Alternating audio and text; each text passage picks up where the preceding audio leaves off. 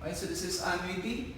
Find the present worth factor of an annual payment for 18 years at 6% compounded annually. So we're looking for a present worth factor. Sabi niya, annual payment. So this is annuity. Present amount is equal to the annuity multiplied by 1 minus 1 plus I raised to negative n. This is divided by I. Yeah. So ang hinahanap natin is present over annuity. The present amount divided by the annuity. This is 1 minus 1 plus, the given rate is 0.06. So walang problema kasi compounded annually naman. This is raised to negative 18. This is divided by 0.06. So we have the present worth factor, the same as the ratio of the present amount and the annuity. So this is 1 minus 1.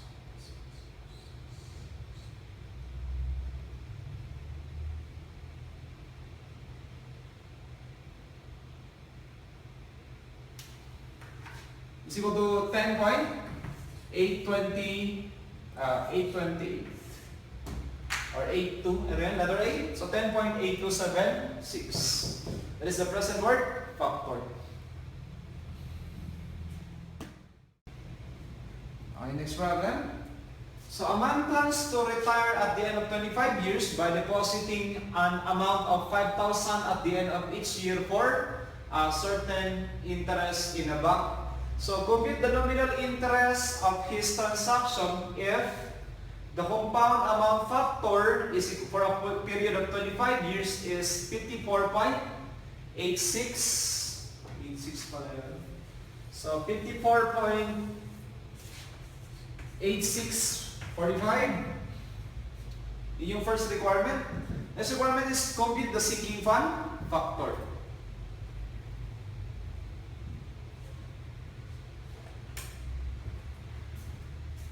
Okay, so given yung ating compound amount factor, so this is an annual payment. So we have future amount is equal to the annuity multiplied by 1 plus I raised to n minus 1 divided by I.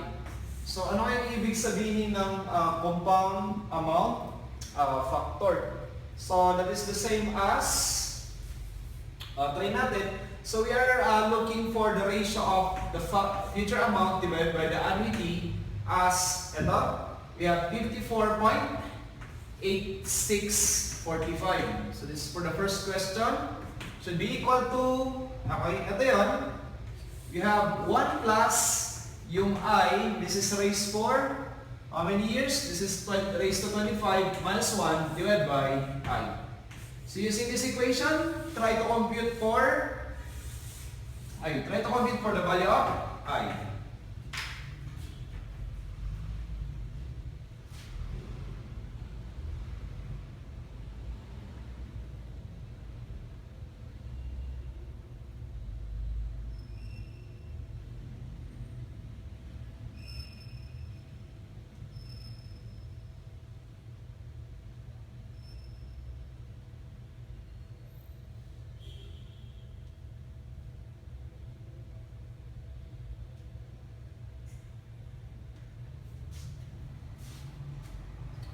Sensory.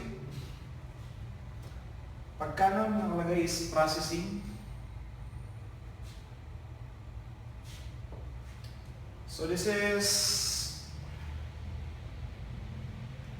okay, the answer is equal to 6%.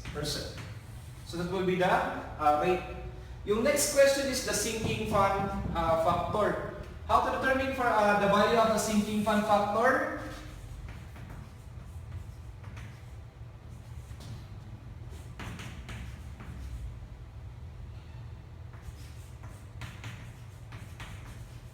So, sinking fund factor, let's say SFF is the same as the ratio of the annuity divided by the future amount. So, kung meron na tayong F over A, how to determine A over F? So, F over A is equal to 54.8645.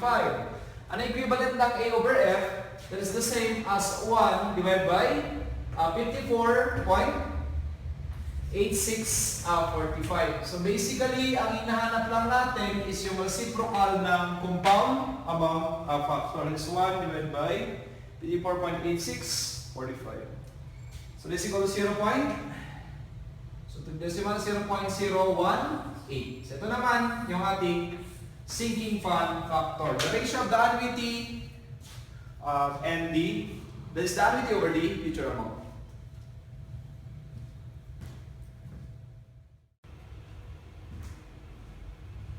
Okay, balik tayo sa break-even. So a company produces a certain commodity. The labor and material cost for each item is 65. Other variable cost is 28. The fixed monthly cost is 440,000. If each item is to be sold at 170 pesos, yun yung ating selling price, determine the number of units must be produced per month in order to break even.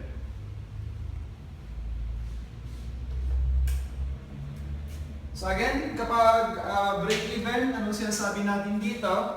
Dapat yung cost equal to income. Yeah. Yung ginastos equal lang sa kinita. So let's say X is the number of units for break-even. So ano yung mga gastos natin? Okay, unahin na natin yung fixed cost. This is 440,000 plus, okay, magproproduce ako ng X number of units. Magkano yung magagastos ko sa bawat isa? Meron tayong variable cost na 28, then yung material plus labor na 65. Yun yung ating total expenses. So paano naman siya kikita?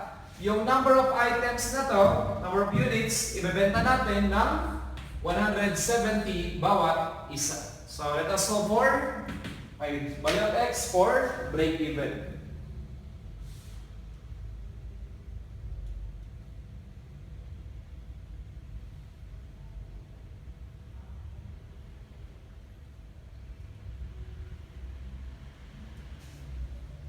So is equal to, we have 5,714.29. So sabihin na lang natin, wala naman round up. This is 5,715. For example kasi cellphone, wala namang 0.29 na cellphone. So suppose this is, okay, round up. So 5,715.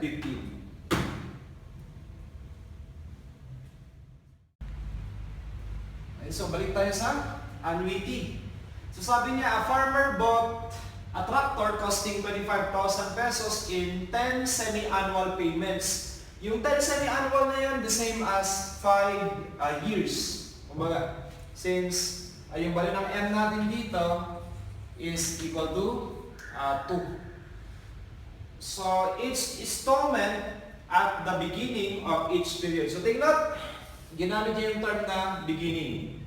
So, if the rate of interest is 26% semi-annually, so wala tayong problema kasi yung mode of payment at saka yung mode of rate ay pareho. They are the same, both semi-annual. So, compounded semi-annually determine the amount of each installment. So, we are looking for the value of A.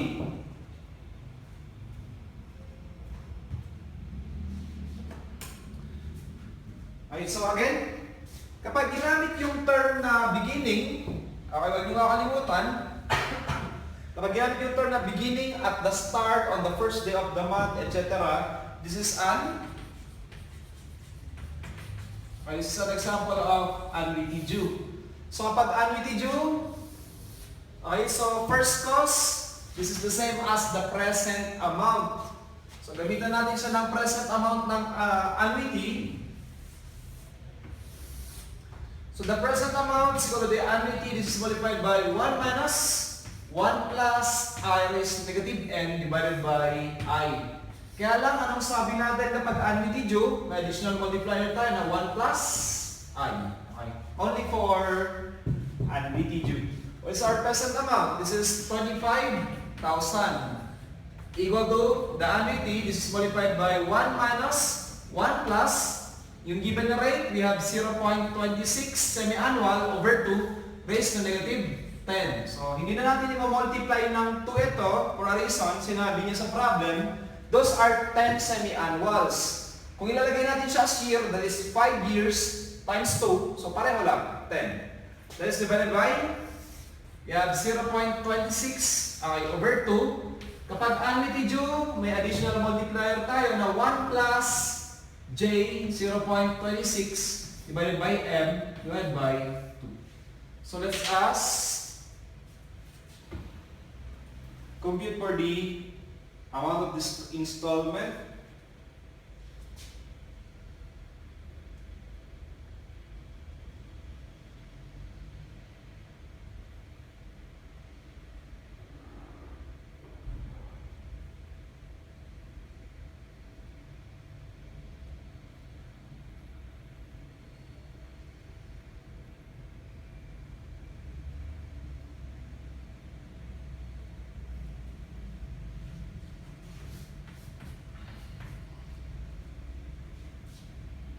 Processing.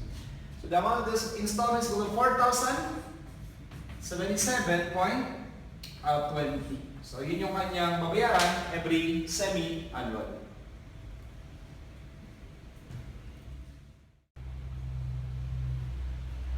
Balik tayo sa break-even. A manufacturer has an annual overhead cost of 100,000 pesos plus 20% of the sales in pesos. Labor cost is 20, material is 10.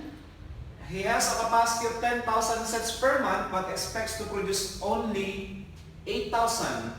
Ito lang muna yung i-consider natin. 8,000 sets per month.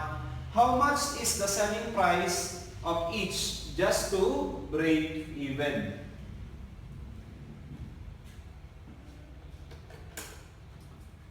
So hinahanap natin, magkano natin siya ibebenta yung 8,000 sets na yan para break even tayo. So again, for break even, dapat lang na yung cost should be equal to income. So ano yung mga gastos? Ito, I think, ito yung mga expenses natin. We have the 100,000 plus 20% of the sale. So let's say this is 0.20. Ano yung sale natin? That is yung sale. Okay, sabihin na lang natin na yung selling price as SP na lang, selling price. So ano ba yung sale? That is 8,000. Ibebenta natin yung 8,000 na to times the selling price. Let's say SP. So yun na yung ating sale. The sale is 8,000. Ibebenta natin doon sa selling price. 20% doon, additional daw doon sa overhead cost. Okay, plus, ano pa yung ating expenses? Gagawa tayo ng 8,000 units. Ano yung magagastos sa paggawa ng 8,000 units na yan? We have labor, this is 20, plus material, that is 10. Okay, so yun yung ating total cost. Ano yung ating income? Paano magkakaroon ng income? Yung 8,000 na to, ibebenta natin with this selling price. So this is 8,000 multiplied by the selling price. So let's compute for the selling price.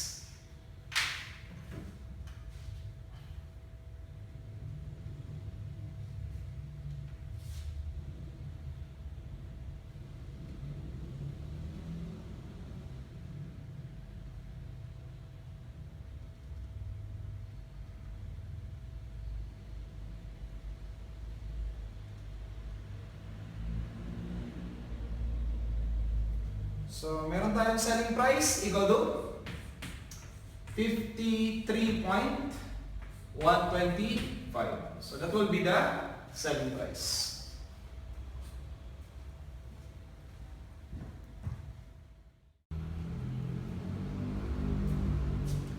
Okay, so next problem, this is more likely bonds. Pag may involved na stock. So ABC Corporation stock, which currently sells 50 per share, has been paying 3 annual dividend per share and increasing in value at 5% per year for 5 years. So what is the company's cost of the capital raise through selling this stock? So yung ating bonds, so parang meron tayong final payment dito R, which is a future amount. Then, meron tayong mga tinatawag na dividend. So, kapareho lang siya ng annuity. Pero yung term dito is the dividend. Then, meron tayong present amount. So, the present amount is equal to, okay? Ano yung present amount? What is the present amount of annuity? The present amount of annuity, instead of A, gagamit tayo ng D for dividend.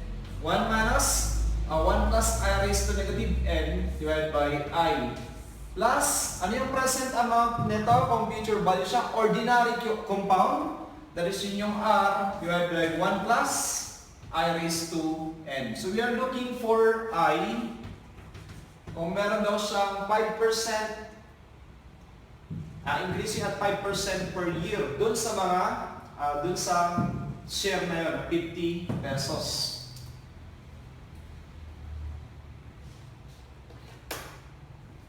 Okay, so we have a dividend or yung present amount equal to 50, a dividend equal to 3.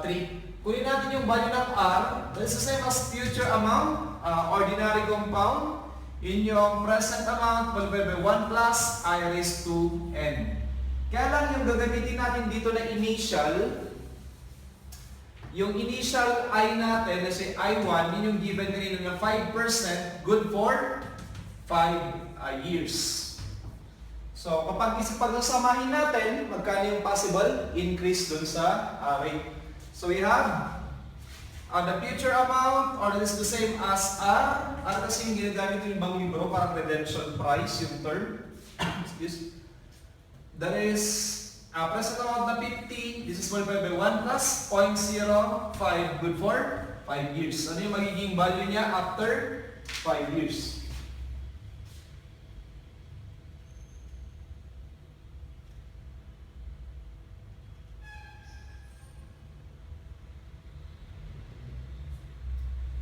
Okay, so ito ay magiging 63.814. Ayun lang muna yung gamitin ko. Ngayon, pagsasamahin natin ito, yung value na to plus yung dividend. That is, okay, what is our present amount? The present amount is 50. Ano yung ating dividend? That is 3. Okay, multiplied by 1 minus 1 plus I, good for 5 years. This is divided by I plus, what is our redemption price? That is equal to 63.814. This is divided by 1 plus I, good for 5 years. So what will be our the increase in I? Kapag pinagsama, I think yung pagkakaintindi ko. Actually, hindi ko masyadong naiintindihan ito. Pero ito yung kanyang concept.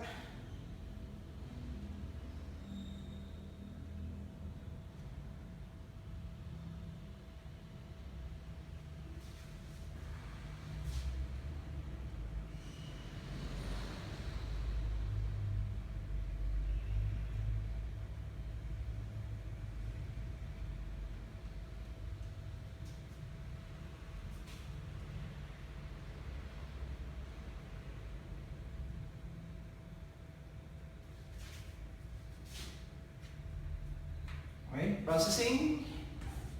Ito yung ating I sub 2.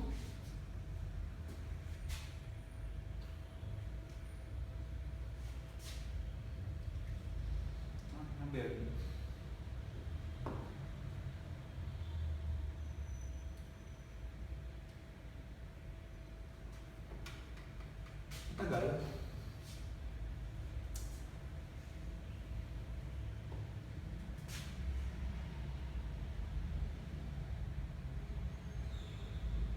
Or is equal to times 100 is equal to 10.48%.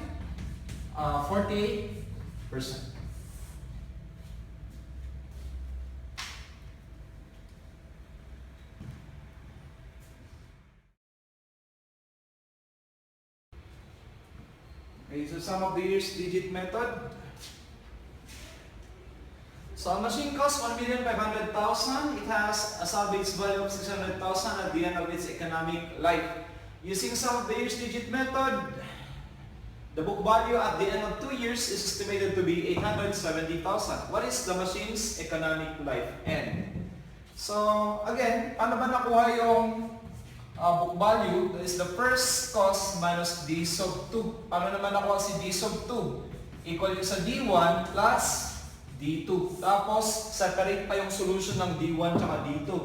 O, pwede naman pagsamahin, kaya lang, D1 is equal to K1 D sub N. Ang problema kasi natin, unknown yung N. So, medyo mahaba yun. Kasi yung pagkuha ng rate is N minus R plus 1 divided by N over 2 multiplied by N plus 1. Yun yung problema.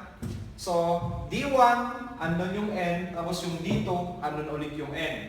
So, pwede natin gawin ito kanina yung ginawa natin sa trial and error by Caltech. So, we have letter A is 3, B is 5,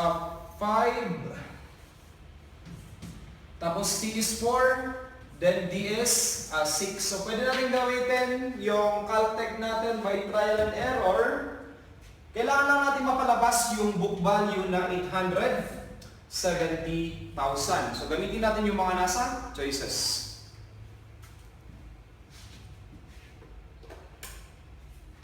So, let's try. Try ko lang muna si 5. So, paano gamitin yan? That is 3 stat. Okay, then yung 3 quad. Para lumabas yung 2 columns natin for X and Y. So, mode 3, 3. So, nilalagay natin dito, this is 0, first cost, that is 1,500,000. This is yung N. Ano yung i-assume natin? So, try muna natin si 5. Okay? Tayo dito. Try N equal to 5. So, this is 5. Salvage value is 600,000.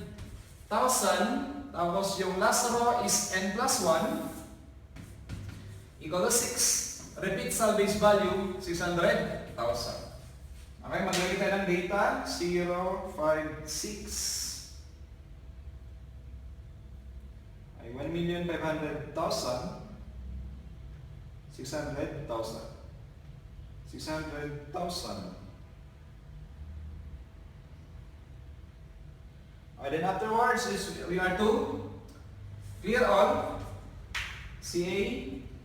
So, ang given na book value is book value number 2. So, type natin is 2. Tapos, shift ups.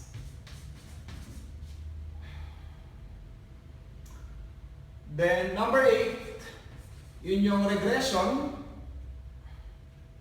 Then number 6, yun yung y hat. So dapat yun nasa screen ng calculator is 2y hat. Kapag napalabas natin si 870,000, tama, n is equal to 5. So that is, ang lumabas is 960,000, which means 5 is mali. So again, palitan lang natin siya. Try naman natin 4. Hindi tumatama yung hula ko. Try naman natin si 4. So ang kailangan nyo lang palitan sa data, ito lang. So this is 4, then 5.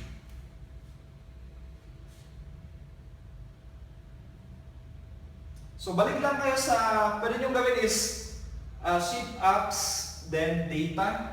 Palitan nyo lang yung 4, yung 5 ng 4, tsaka yung 6 ng 5. Then, repeat the process, clear all, 2, okay, shift ups, okay, number 8 regression, number 6, so balikan nyo, using 4. So, ang lumabas na is 870,000. So therefore, the correct answer for its useful life N is equal to 4. Okay. So ang sagot natin dyan is letter C.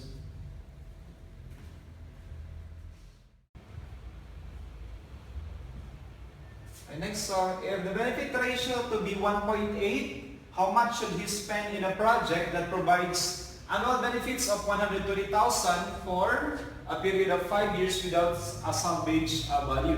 Cost of money is 12%. So we have yung benefit ratio is equal to yun yung present amount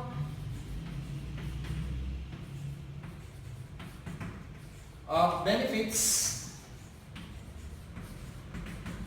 divided by your capital, or the same as the first cost. So ang tanong niya is, how much should he spend? So ang hinahanap natin dito is the capital or the first cost.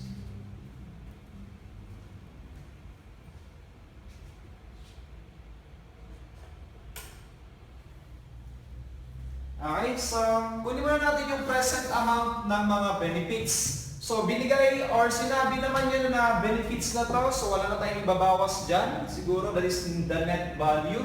So we have the present amount of annuity A multiplied by 1 minus 1 plus I raised to negative n. This is divided by I. We have the present amount of the benefits equal to 120,000. This is multiplied by 1 minus 1 plus. Yung given na rate is, I think it is 0. This yung given na rate. Is 12%. Is 0.12. This is good for 5 years. Divided by 0.12. Yan. So our I is 0.12 and number of years is 5.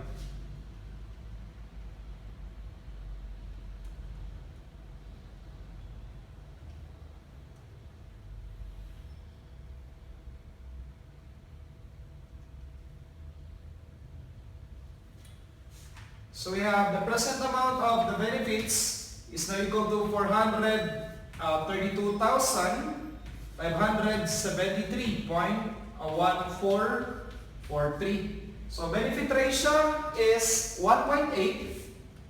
This is 1.8 equal to present amount of benefits. This is equal to 432,573.1443. This is divided by your capital or the first cost. So what will be the value of the first cost? Is the present amount of the benefits divided by the benefit ratio. Divided by 1.8. We'll be having a first cost or capital 240,318.41. So ito yung sagot for this problem.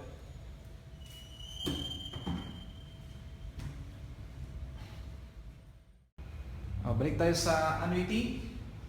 So sabi niya dito, a father wants to set aside money for his son. Money can be deposited in a bank that pays 8%. That is our I, 8%. So what equal deposit should be made by the father on his son's 6th birthday through 17 birthdays in order to provide 5,000 on the 18th, 19th, 20th, and 21st birthday of his son. So, ang gagawin ng ama, magde-deposit siya starting on the 6th, tatapusin niya on the 17th para yung anak tatanggap siya ng 5,000 kada taon from 18, 19, 20, and 21. At the age of 18, 19, 20, and 21. So, how to compute for that?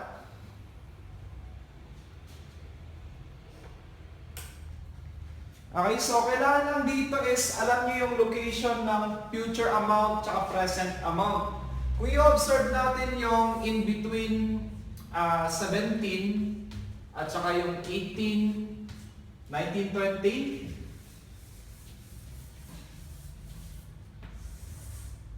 So let's say this is the 17, the 18, 19, 20, and 21. So yung payment dito is parehong 5,000. Yan. Saan ba matatagpuan yung future amount ng mga equal payments na to starting on the 6th year?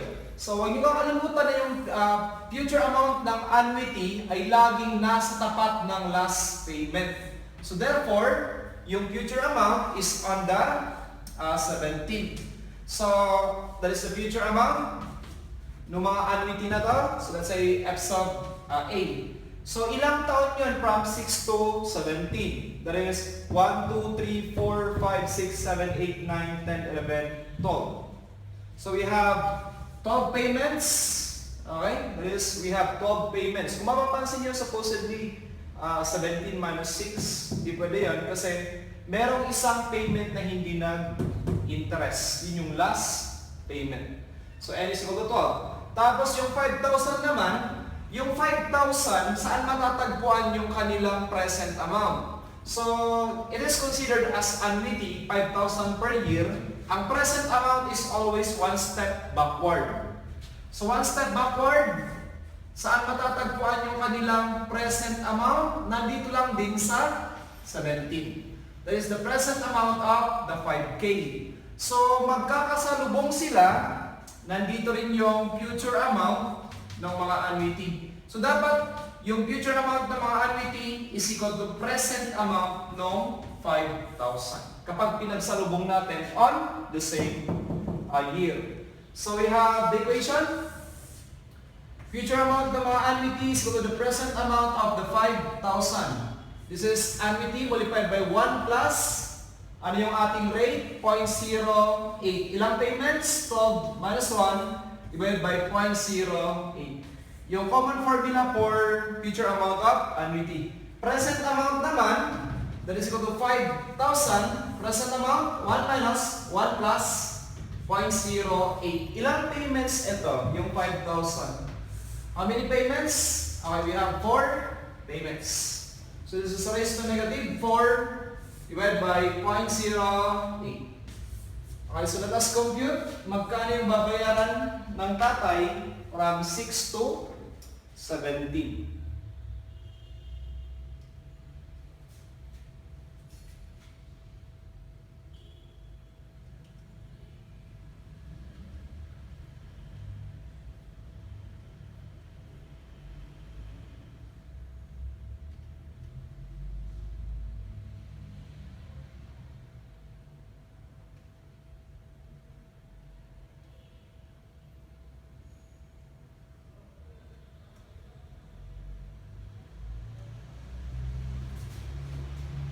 Okay, so equal payments will be equal to processing.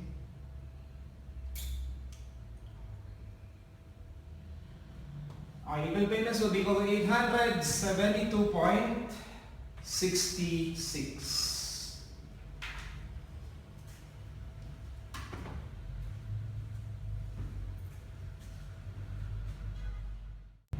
Okay, so last problem. Determine the appropriate size of annual payment needed to retire 70 million in bonds issued by the city to build a dam. The bonds must be repaired over 50-year period to earn interest of 6% annual. Yeah. So pareho naman silang annually, walang problema dito. So, kaya lang, kapag ginagamit kasi yung term na 50 years, pag sinabing 50 years or more than 50 years, it is considered as masyado nang matagal, considered as perpetual service. So, pwede natin ilagay ito as sa concept lang ng perpetuity.